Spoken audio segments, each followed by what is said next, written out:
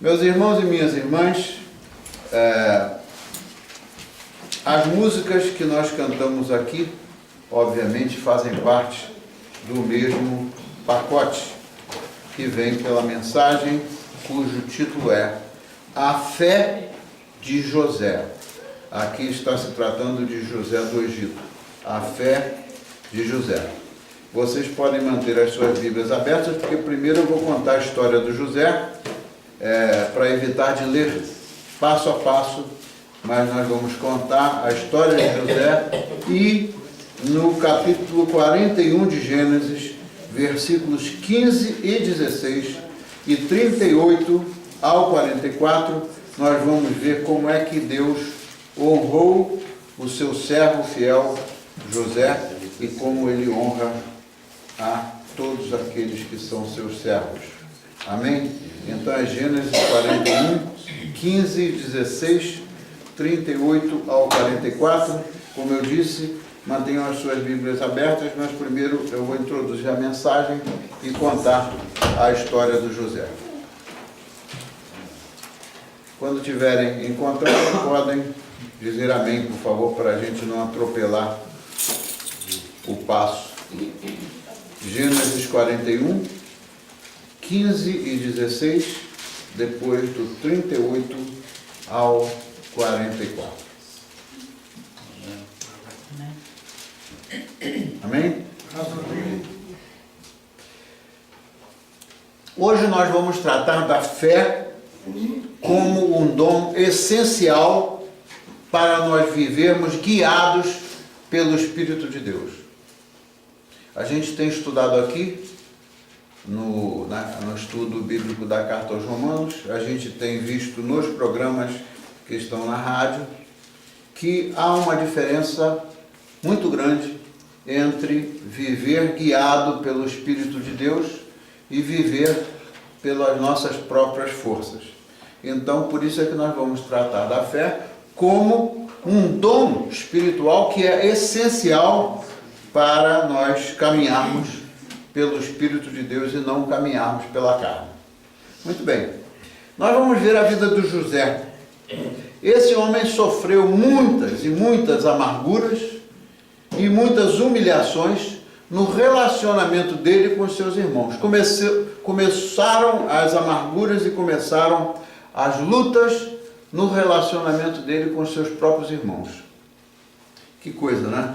Depois, algumas outras etapas difíceis na vida dele, que ele enfrentou humilhações, mas porque ele tinha o Espírito Santo de Deus vivendo nele, e ele era obediente ao Senhor, ele pôde ficar calado a cada momento que ele era humilhado e, com isso, caminhar e vencer.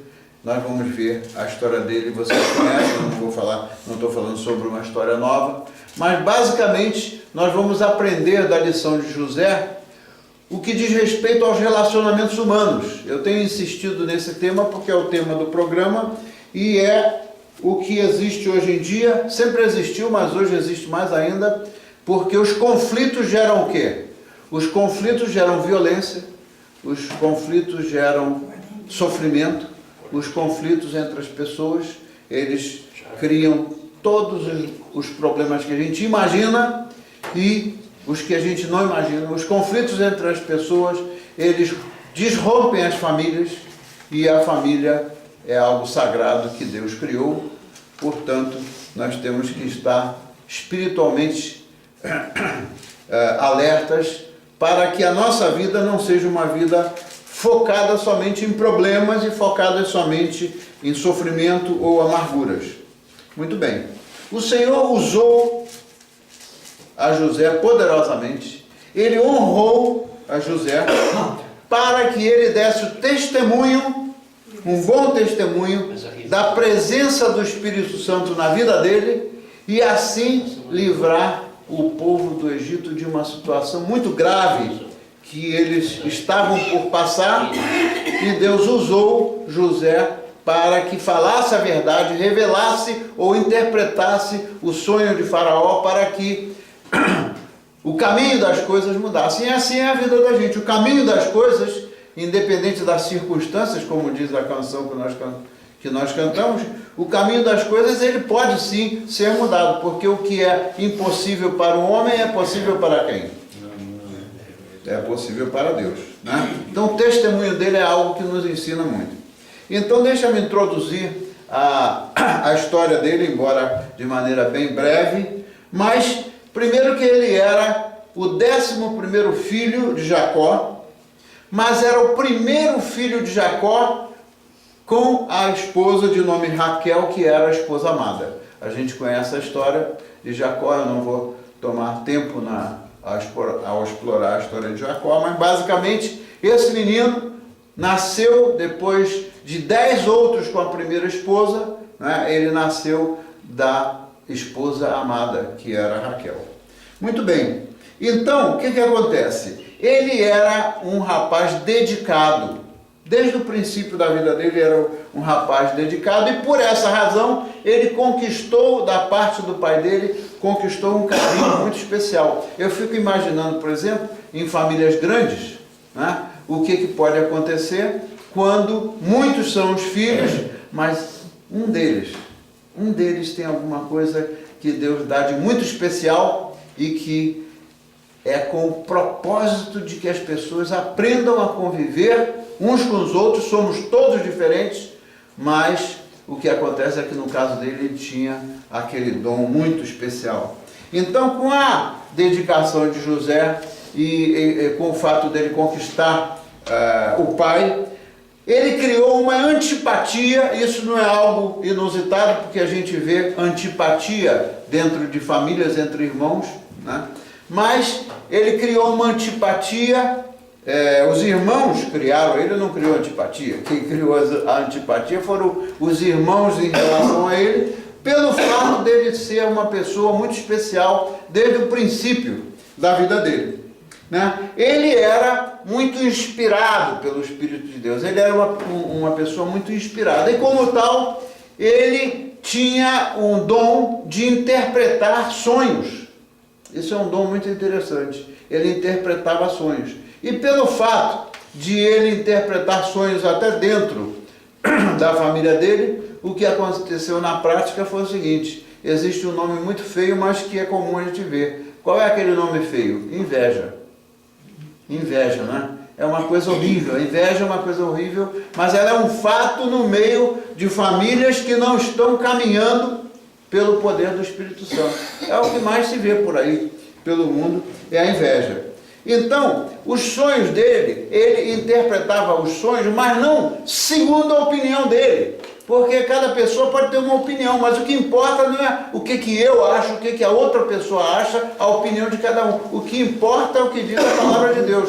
E quando ele interpretava os sonhos, ele interpretava sob a inspiração do Espírito Santo, e nada do que ele interpretava deixava de ter um sentido. Deus queria usá-lo com aquele dom para que ele mostrasse o poder de Deus no meio das pessoas e até no meio das famílias.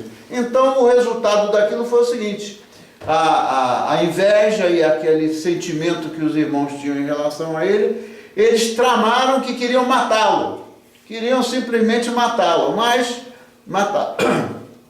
como a gente sabe, o Senhor está no controle da vida de cada um.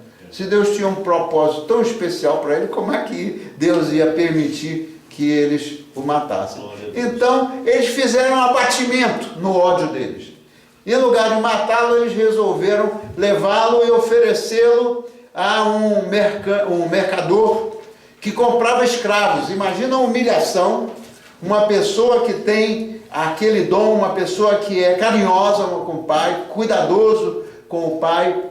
Existia amor na vida dele, né? Amor verdadeiramente, com letra maiúscula, e ele ser vendido como escravo para os mercadores. Que coisa triste, né? Mas o que a palavra de Deus diz é que todas as coisas concorrem para o quê? Para o bem daqueles que amam o Senhor. Então nada daquilo aconteceu sem o propósito. Essa é a prova cabal de que a fé dele o levava a manter-se firme diante de todas as situações. Eu fico me imaginando se o meu irmão ou alguma pessoa que eu amo fosse lá e quisesse me vender para eu ser um escravo. Realmente isso era uma humilhação muito grande. Mas o que aconteceu é o seguinte: esse mercador poderia ter sido qualquer mercador, poderia ter sido vendido para qualquer mercador como escravo, mas pela ação de Deus na vida dele, ele foi vendido para um mercador que o levou para o Egito, porque Deus tinha um propósito na vida dele, era lá no Egito. Imagina, um povo de uma fé diferente, a crença deles não tinha nada a ver com a crença dos judeus, e Deus, ele tem a misericórdia dele é tão grande que ele não cuida só do povo dele, ele cuida também daqueles que são até inimigos do povo dele.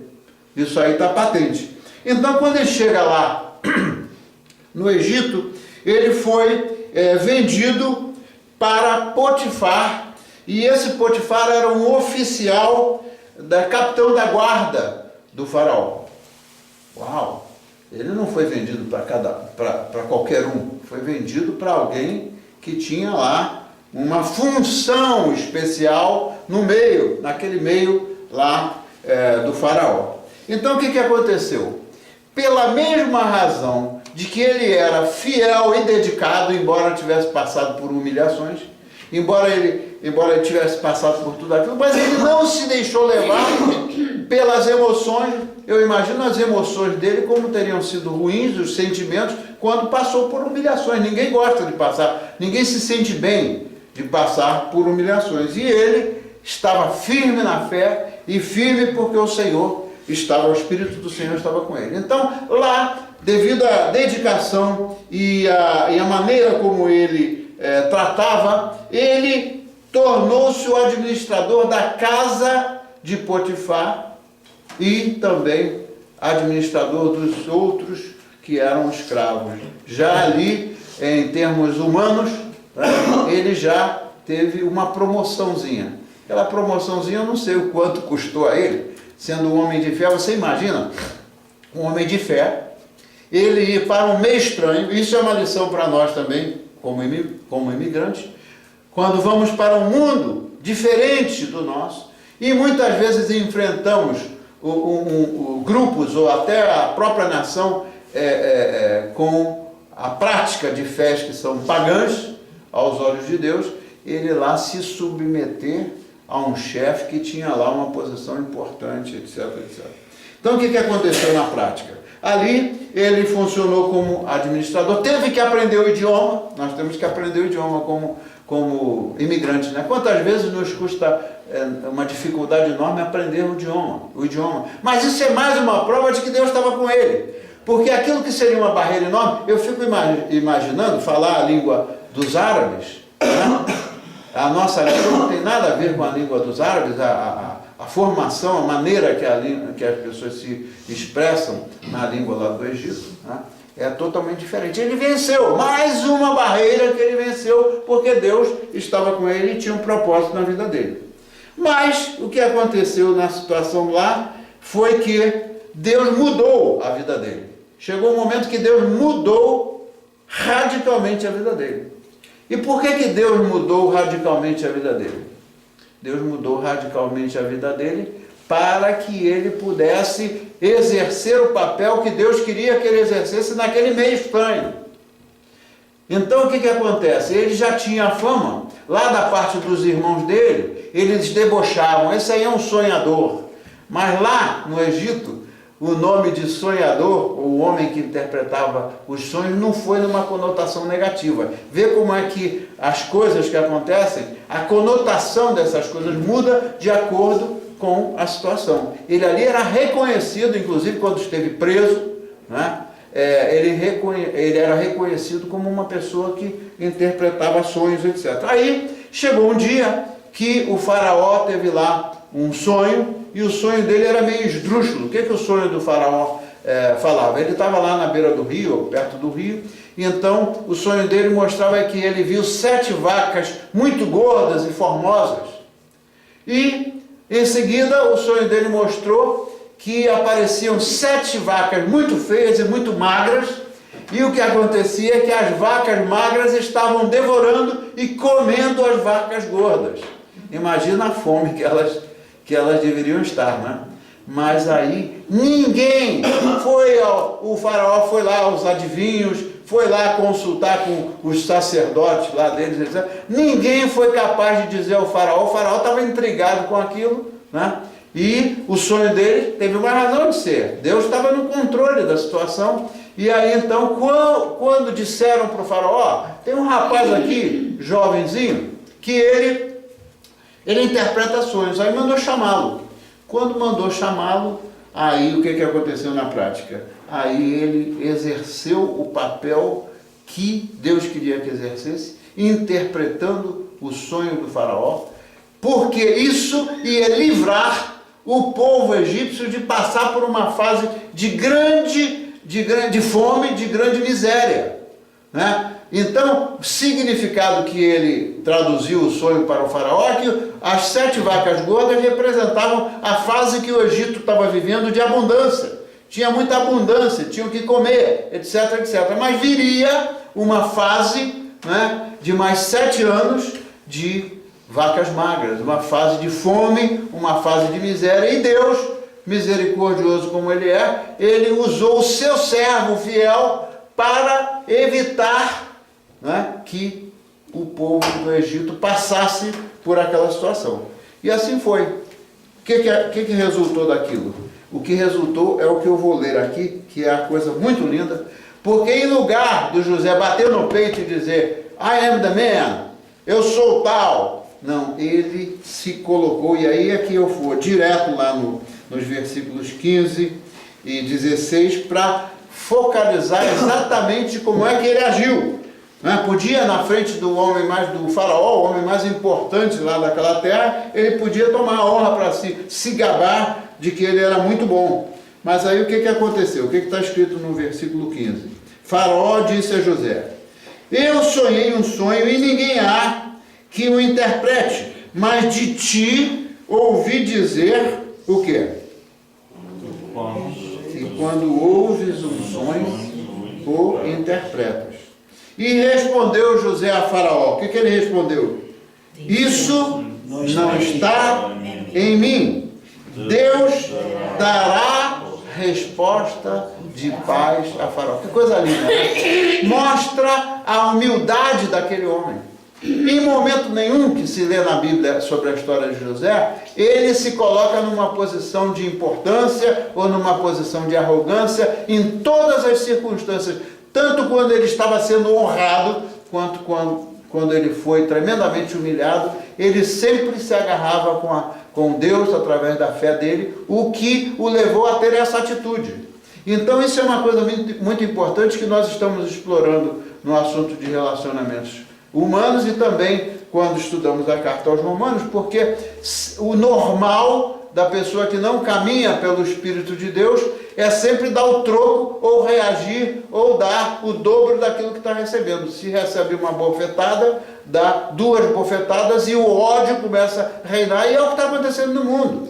Né? O pecado, eu já falei 1 milhão de vezes, todo mundo sabe, ele é uma bola de neve, ele vai crescendo, crescendo, chega ao ponto que está aí. Mas ele, como era uma pessoa, como todas as pessoas que caminham submissas ao Senhor, obedientes ao Senhor, ele era uma pessoa humilde, tanto no momento ruim como no momento em que ele era honrado. Muito bem, então, com aquilo, como é que Deus mudou a história dele? Primeiro porque Deus sempre honra os seus servos que são fiéis. Aí eu pergunto, em nome de quem e pelo poder de quem que José deixou claro que ele agia? Ele agia em nome dele, em nome do pai dele ou em nome de quem? Ele agia em nome do Senhor. Ele foi muito claro, ele não deixou dúvida, para que era preciso que todo mundo ali soubesse, que a notícia corresse, que ele o fazia em nome e pelo poder do Senhor Deus. Então o que aconteceu? Diante da interpretação dele, do sonho dele, o faraó resolveu fazer o seguinte, olha, eu vou colocar você numa posição de mando Você imaginou um estrangeiro chegar à posição, ou de, se pode dizer, primeiro-ministro, ou o segundo homem lá do Egito, abaixo do faraó? Faraó deu a ele todo o poder de administrar para que o povo do Egito não sofresse aquilo que estava avisando que ia acontecer. E Deus deu tanta sabedoria a ele, que ele então apresentou a solução e disse, trabalhou e fez o pessoal se conscientizar que tinha que preparar para o tempo da fome, que tinha que preparar e se abastecer, que deveriam abastecer as diferentes regiões do Egito, que aí estavam já sob a administração dele, deveriam se preparar e guardar para que quando viesse o tempo ruim, a época da fome, eles tivessem para comer. E Deus é tão maravilhoso que quando Ele está obrando e usando uma pessoa, ou usando as pessoas que Ele quer usar, Ele não permite que exista fracasso. Veja só, administrar um país como aquele, vocês já viram o tamanho do território do Egito? Não é como, a organização administrativa lá não era como é hoje. Eu fico imaginando, para administrar um país daquele, naquela época, sem comunicação, sem nada daquilo, o que era necessário fazer para que as pessoas entrassem e abraçassem o plano que era para salvar o povo do Egito daquela miséria. Mas Deus deu a ele sabedoria e deu a possibilidade de que a maneira como ele se comunicava, ele não foi lá impor nada a ninguém. Ele não foi lá dizer, você tem que fazer isso, que senão você vai morrer de fome. Não é assim que Deus trabalha. Então, ele, com a maneira dele e com a dedicação dele, no final da história, o que aconteceu foi que ele conseguiu entregar de volta, depois que passou a fase dos 7 anos da miséria, conseguiu, que não houve miséria, graças ao poder de Deus, ele conseguiu entregar ao faraó um território e uma situação muito melhor do que no tempo em que ele pegou para administrar. Então você vê, imagina, voltando um pouquinho à situação ao nosso dia de hoje, infelizmente o que está acontecendo no nosso Brasil e em outras partes do mundo. Se nós tivéssemos ali pessoas que estivessem na administração e no governo, pessoas que fossem ungidas pelo poder de Deus, pessoas que tivessem o poder não próprio, mas atuassem de acordo ou movidos pelo Espírito Santo, a nossa nação seria algo totalmente diferente. E o que se vê, tristemente, eu vou estender um pouquinho mais a mensagem de hoje, porque eu quero que as pessoas lá também ouçam. Essa mensagem vai para muita gente no Brasil, e eu tenho amigos que são aspirantes a políticos, e eu vejo que lá no Brasil, aqueles políticos que existem lá no Congresso, eles estão mais a fim de cuidar do interesse próprio deles. Diz lá que tem a bancada dos evangélicos. Eu não vejo nenhum daqueles das bancadas evangélicas atuar como deveria ser por uma pessoa que se diz evangélica, ou atuar ou buscar o poder de Deus. Não se vê isso. Por isso é que eu tenho uma certa ojeriza quando pessoas que são pastores ou que seja líderes de igreja vão buscar ser políticos. Eu não vejo nas circunstâncias do mundo de hoje, e nunca foi muito diferente, que um político ele tenha a humildade, com raras exceções na história da igreja, a gente vê políticos ou juízes que atuaram movidos pelo Espírito de Deus. Isso me dá tristeza, porque o nosso país é um país abençoado, mas a igreja tem um papel importante lá, não para botar a gente lá como político, porque eles entram naquela mecânica e no final dá no mesmo. Eu digo a igreja ter voz ativa, para a igreja em oração e em manifestações públicas, etc., como fizeram lá agora uma sobre a comemoração dos 500 anos da Reforma, uma comemoração muito bonita lá, em várias partes. Então a igreja tem um papel importante no mundo, não é para silenciar em circunstâncias como essa. O José, Deus usou ele por quê? Porque ele era humilde o suficiente e tinha um chamado específico que era para livrar aquele povo de toda aquela situação. Então, basicamente, não é só na nossa vida como indivíduos, não é só na nossa vida como líderes da família, não é só na nossa vida como pessoas, mas também nós, como corpo de Cristo, a igreja, buscar o poder de Deus para mover as coisas e superar as dificuldades. Isso é importantíssimo. E a razão por que eu estou falando é porque isso vai ser ouvido lá. Então, voltando para a história, né?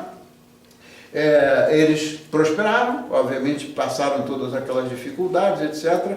E por essa razão. Então, agora vamos aos finalmente. À luz do que aconteceu com José do Egito, vamos refletir sobre as nossas experiências pessoais, falando-se de relacionamentos pessoais, a partir do nosso relacionamento com Deus. Falar de coisas que dizem respeito à nossa experiência pessoal, porque eu tenho certeza que alguma coisa vai caber dentro do que a gente já viveu ou que a gente está vivendo. Muito bem. Para a gente aprender da fé, ou para a gente viver a fé, porque também tem uma coisa interessante. Aconteceu esses dias, quando a gente começou a trabalhar com as igrejas na África. Aconteceu o seguinte, um pastor lá, quando eu estava pregando e mandando os vídeos, que eu falei daquele slogan da igreja primitiva, que dizia o seguinte: nós vivemos o que nós acreditamos. A igreja primitiva tinha esse slogan: nós vivemos o que nós acreditamos. Viver o que a gente acredita é uma coisa difícil. É fácil a gente acreditar, conhecer que existe uma coisa chamada fé, saber que Deus tem poder de mudar as circunstâncias, e a outra coisa é a gente viver pela fé. Quando o pastor Kennedy lá, que nem faz parte do nosso grupo de igreja, mas é uma pessoa que se tornou conectada conosco, ele falou: pastor, eu sempre peço a eles para dar o feedback, para eles dizerem se a coisa está fazendo sentido ou não na cultura dele, no contexto dele. Aí ele falou: pastor, eu não estou entendendo o que o senhor está falando de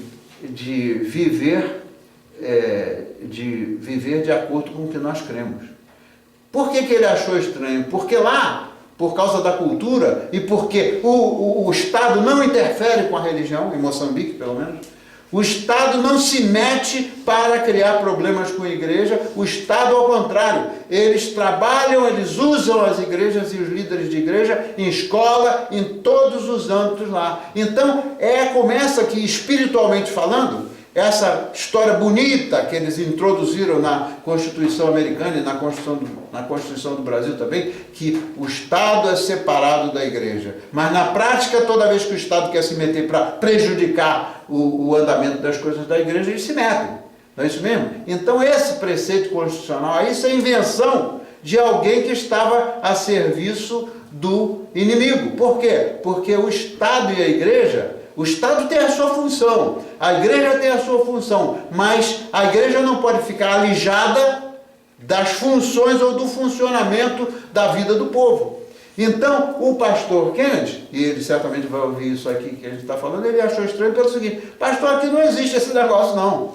Aqui a gente vive a fé. É óbvio que tem muita gente que está caminhando ainda nas trevas, não existe nenhum lugar no mundo que está todo mundo na luz. Mas lá a cultura é diferente, não tem esse negócio do cara viver, falar muito bonito, como a gente vê, gente falando muito bonito das coisas da fé e tal, mas que chega na hora do vamos ver, a maneira de agir é diferente. Aí eu falei: muito bem, então eu gostei do seu feedback, porque a situação lá é diferente. E porque a situação lá é diferente, a gente deve observar que os problemas daqui são muito mais graves por causa das barreiras que os próprios homens impuseram quando eles deram as costas para Deus, quando não permitiram mais que orasse nas escolas. Então, quando um povo dá as costas para Deus, que desafortunadamente, embora a igreja tenha muita força no Brasil, mas aquele sistema canceroso, aquele sistema político canceroso lá, continua a manter o mesmo status quo. Então, a coisa é muito séria. O mundo espiritual, ele faz diferença. As coisas que a gente fala, elas fazem diferença. Eu fico imaginando, quando eu digo aqui que a fé não depende das nossas emoções, nem dos nossos sentimentos, é porque a fé não é um negócio cego. A fé é algo que depende do nosso conhecimento, sim, porque Deus não fez a gente como bonecos, nós temos o livre-arbítrio, livre-arbítrio, mas o que acontece é o seguinte: a fé, ela usa o nosso conhecimento, ela não é uma coisa cega, ela usa a nossa força e ela opera no nosso espírito e na nossa alma. Então o que acontece na prática? As circunstâncias que levam as pessoas a serem magoadas, as circunstâncias que são geradas por causa das coisas feias e horríveis que as pessoas ouvem. Eu fico imaginando os deboches do irmão do José, quanto que devem ter machucado a alma dele, quanto que devem ter machucado sentimentos do José, mas ele nunca abriu a boca para dar o troco. Né? Por quê? A grande diferença é que ele estava caminhando pelo Espírito de Deus. Então, a fé é algo que não depende das emoções e nem das circunstâncias, e nem dos sentimentos. O Senhor é capaz de mudar os nossos maus sentimentos em razão de alguma coisa que aconteceu, assim, de um momento para o outro. Mas se a gente buscá-lo,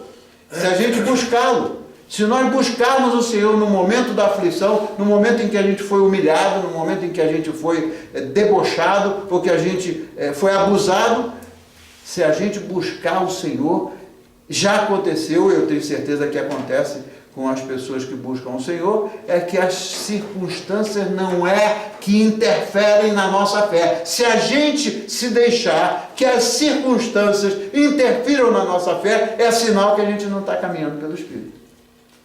Toda vez que a gente se encontra fraco e a gente fica focado, o fulano me ofendeu, se eu for ficar pensando no que o fulano me ofendeu para o resto da vida, eu não vou caminhar para diante. Nós temos que caminhar para frente olhando para o alto, e não viver em função dos problemas, e sim viver em função das promessas de Deus. As promessas são firmes, eram firmes naquela época para o José, foram firmes durante a Idade Média, que foi a Idade das Trevas, e são firmes para nós ainda hoje, e serão firmes para sempre, porque o Senhor não muda. O Senhor não muda. Essa história de dizer, o Velho Testamento, tem coisas no Velho Testamento que não se aplicam, isso é uma conversa do diabo, porque o Velho e o Novo Testamento, as Escrituras, elas são uma coisa só. A mensagem das Escrituras, do princípio ao final, é a mesma, e se a gente duvida, como tem muita gente que duvida disso, eu já fui pastor de igreja, né, vocês sabem da história, em que tinha pessoas que, assim, assintosamente, pastor, eu não acredito. Não, isso aí é coisa do passado. Então veja, dar as costas para Deus ou não buscar humildemente o Senhor leva à fraqueza e leva a que as circunstâncias que fiquem determinando a desgraça das pessoas, né? É como que fosse dizer assim: se eu quero ser desgraçado, então que eu continue vivendo em função dos problemas ou em função das circunstâncias. Então, quando nós nos submetemos e obedecemos ao Senhor, né, nós somos guiados pelo Espírito Santo de Deus. Então, esse é a função, esse é o propósito do programa da rádio. Por isso é que eu tenho insistido com vocês, né?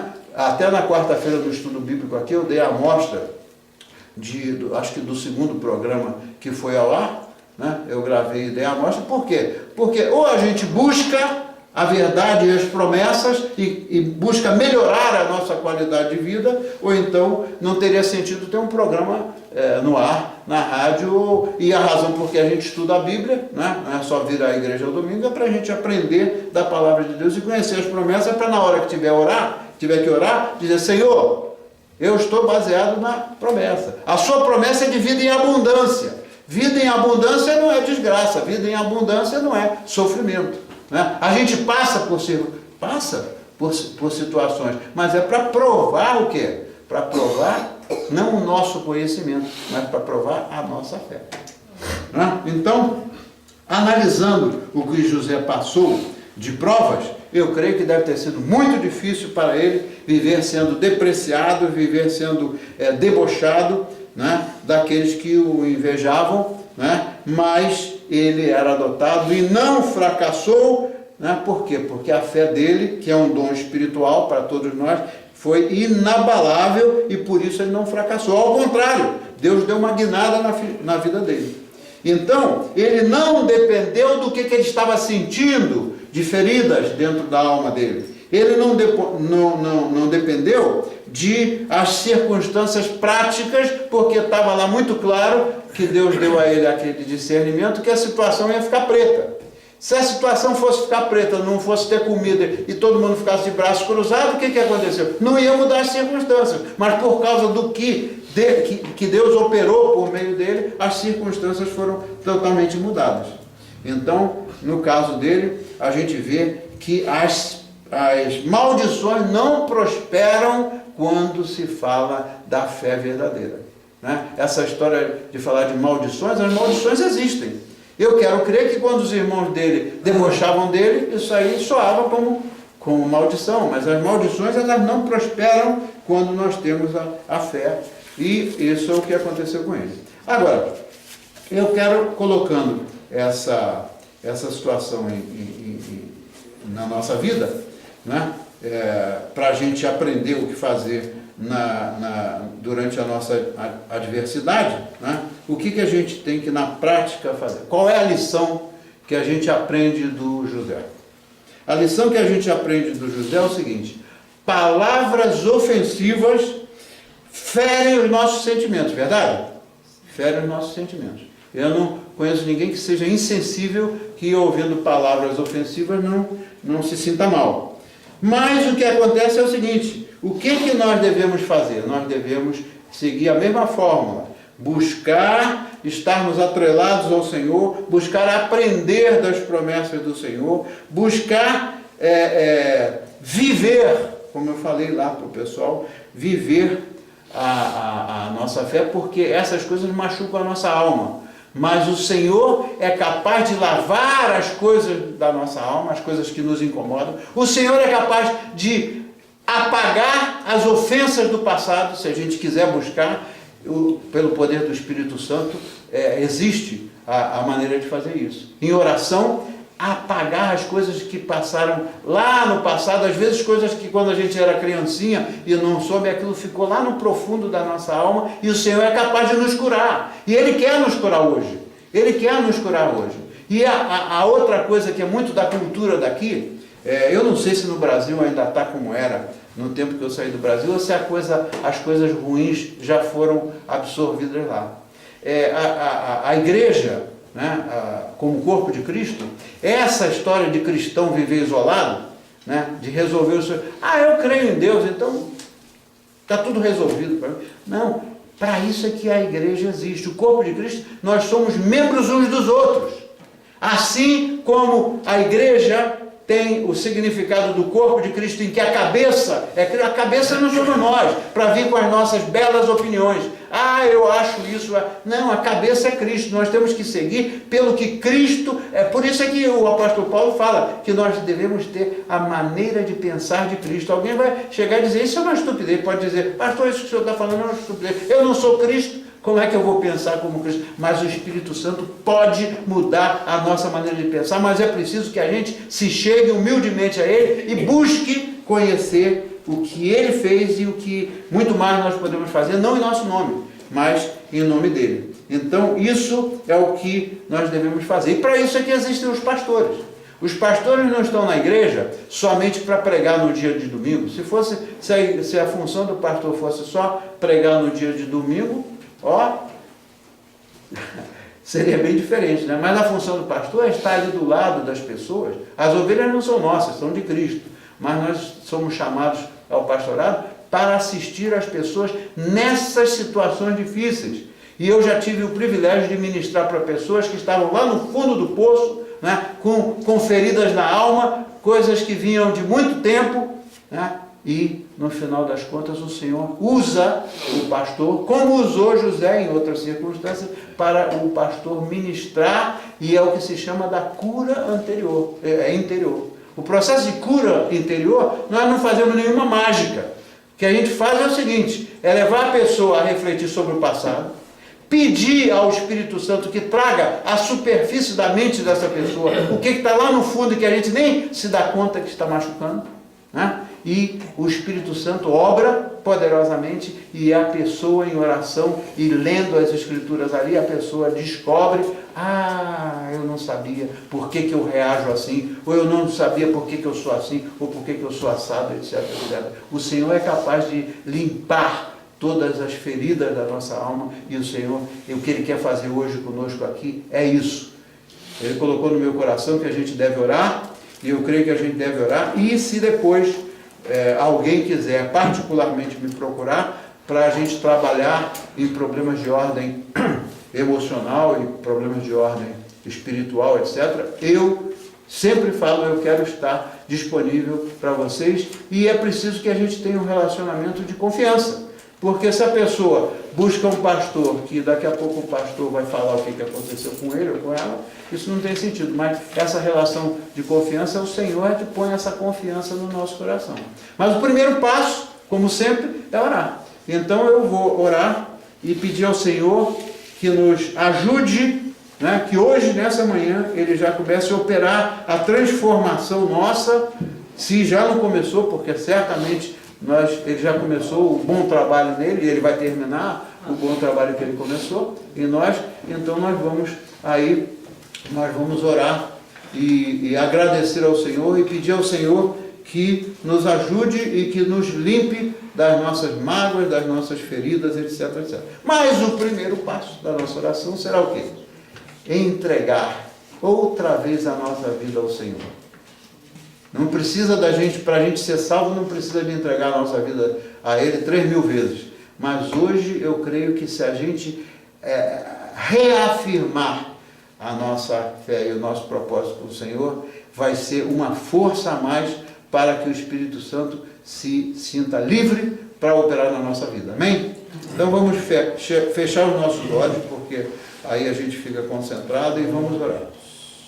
Senhor, nós te agradecemos pela sua palavra. Nós te agradecemos, Senhor, pelo seu amor, pelo seu cuidado conosco, trazendo para nós fatos reais que aconteceram na vida de um ser humano que é igual a nós. Um ser humano como José, que era igual a nós. Nós somos frágeis, Senhor. O Senhor conhece a nossa fragilidade. O Senhor conhece tudo que está lá no fundo da nossa alma e que nos aborrece e que cria barreiras na nossa vida. Senhor, nós te pedimos pelo poder que existe no sangue de Jesus, pelo poder que existe no nome do nosso Salvador, nós te pedimos, Senhor, limpa a nossa alma. Senhor, que o seu Santo Espírito traga à superfície da nossa mente, agora, ou na hora que o Senhor bem entender, aquilo que precisa ser curado dentro de nós. Senhor, nós não temos a capacidade de emergir dentro da nossa alma e saber o que nós precisamos de ser curado, mas o Senhor sabe. O Senhor sabe, porque o Senhor nos criou e o Senhor nos conhece. Desde antes de nós nascermos, o Senhor nos formou no ventre da nossa mãe, e nós damos glória a isso, Senhor, porque o Senhor nos conhece mais do que nós pensamos que o conhece. Senhor, aceita a nossa adoração. Queremos recomprometer ou reafirmar a nossa fé em Ti, Senhor, nessa manhã, para que dizer a Ti claramente, Senhor, que nós pedimos que o Seu Santo Espírito tome controle das nossas vidas. Senhor, que o Seu Santo Espírito agora tome controle das nossas vidas, Senhor. Apague as amarguras, Senhor, as tristezas, as coisas que nos amargam, as coisas que nos aborrecem, porque sabemos que as pessoas, ao longo da jornada da vida, passam por várias coisas que não agradam, várias coisas que machucam, como sermos depreciados, sermos ofendidos, sermos debochados, como foi José. Senhor, nada daquilo vai prevalecer na nossa vida, porque nós somos lavados pelo sangue poderoso de nosso Senhor Jesus Cristo, e nessa manhã, Senhor, nós te pedimos humildemente, que nos permita e que nos conduza a entregar toda a nossa enfermidade, seja ela emocional, seja ela psicológica, seja ela espiritual, e entregar todas as nossas enfermidades lá na cruz do Calvário, porque a sua palavra diz que o Senhor carregou sobre os seus ombros todas as nossas enfermidades. Senhor, nós te damos glória e te agradecemos pelo que o Senhor fez por nós na cruz, e nós não queremos viver a nossa vida sem agradecer a Ti, sem reconhecer a Ti e sem nos entregarmos a cada minuto, Senhor. Não se trata mais de sermos salvos, se trata da gente recorrer a Ti nos momentos de aflição e recorrer a Ti e dar glórias nos momentos de alegria, Senhor. Uma coisa só nós não queremos. Nós não queremos mais viver alegres quando as coisas estão bem e viver tristes quando as coisas estão más. Senhor, tenha piedade de nós. Todos pecamos e carecemos da sua misericórdia. Isso é o que está escrito, Senhor. E reconhecemos a nossa condição. Estamos em processo de reconstrução, o processo de santificação, porque não queremos ser mais a velha criatura. Em Ti nós somos novas criaturas. Então, Senhor, uma vez mais precisamos do Seu abraço essa manhã. Uma vez mais, Senhor, nós precisamos do Seu cuidado. Uma vez mais nós precisamos que o Senhor entre no profundo da nossa alma para o Senhor nos curar, Senhor. Seja o que for, nós cremos que o que é impossível para nós, que é possível para Ti.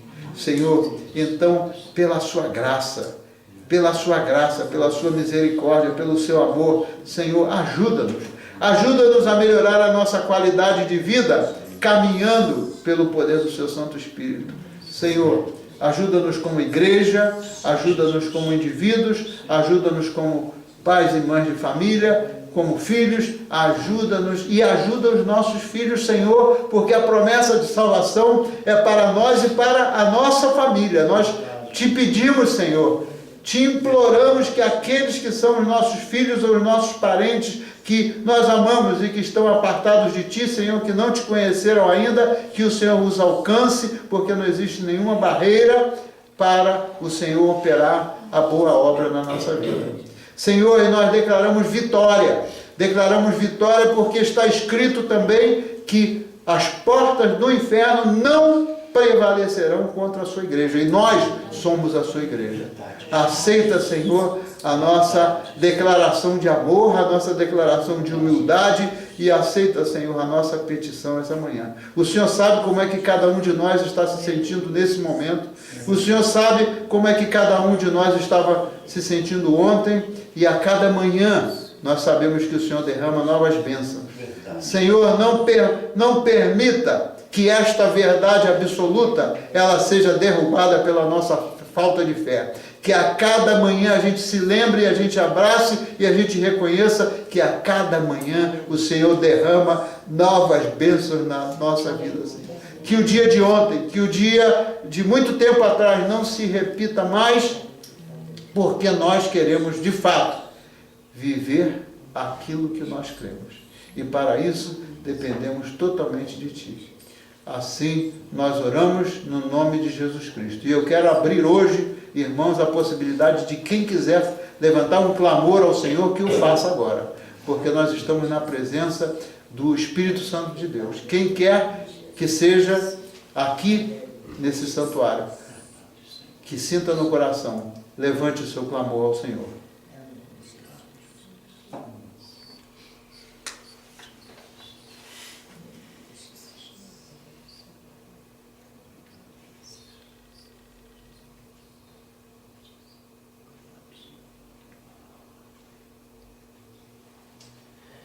Graças, Senhor. Graças, Senhor. E outra coisa que vem na minha mente nesse momento, Senhor, que a vergonha não seja a barreira para nós abrirmos a boca e clamarmos a Ti. Podemos fazê-lo silenciosamente, o Senhor conhece o nosso coração, e Te agradecemos pela liberdade que temos de clamar a Ti, seja em voz alta ou que seja em oração silenciosa. Te agradecemos, Senhor. Em nome poderoso de Jesus, e o povo do Senhor pode dizer amém. Amém. Amém.